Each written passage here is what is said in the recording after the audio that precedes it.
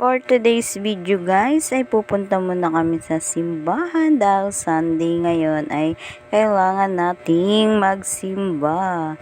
Pero syempre dadaan muna kami sa Cebuana for the registration ng aming motor ay kailangan namin magpa-insurance. Sumasama nga ang panahon dyan guys ay medyo lumalamig ang hangin. Mukhang uulan na naman for today's video. Sabi ko sa driver ko, unahin na yung Cebuana kasi hanggang 5 lang naman sila. Magko-close na yun sila. Kaya nga inuna na namin ang Cebuana bago kami magsimba guys. Pero bigla namang umambon guys. Nang papunta na kami sa Cebuana. Hindi pa naman kami nakadala ng payong dyan guys. At syempre kasama namin si Bebe Darna.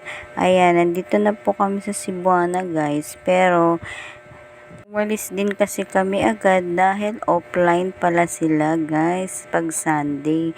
Kaya nang umaambon na guys, naisipan namin na magtambay muna sa Lugawan for today's video guys. Dahil baka mabasa si Bebe Darna at wala naman kaming dalang payong.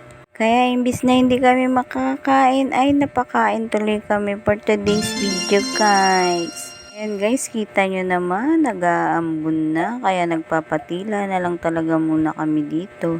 Syempre, kailangan kumain ka guys, dahil nakakahiya namang tumambay kung wala kang o-orderin. Yes! So guys, dumating na nga yung order naming lugaw guys. Tamang-tama sa malamig na panahon guys.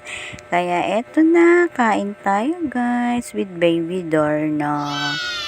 Iba-iba nga ang sahog niyan guys, kayo nang pumili kung anong gusto nyo. At dahil luminto na ang ulan guys, dumiretso na kami sa simbahan guys. Aaminin ko guys na hindi ako weekly magsimba guys. Alam nyo naman, may work ang lola nyo.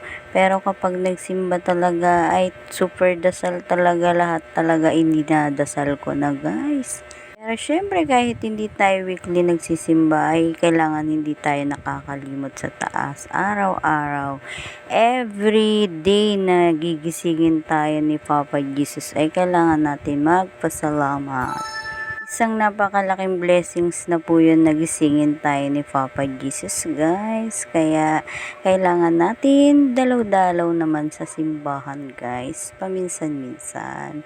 Kaya eto po ang aming pagsisimba ngayong linggo. Happy Sunday ang lahat guys. Salamat sa panonood.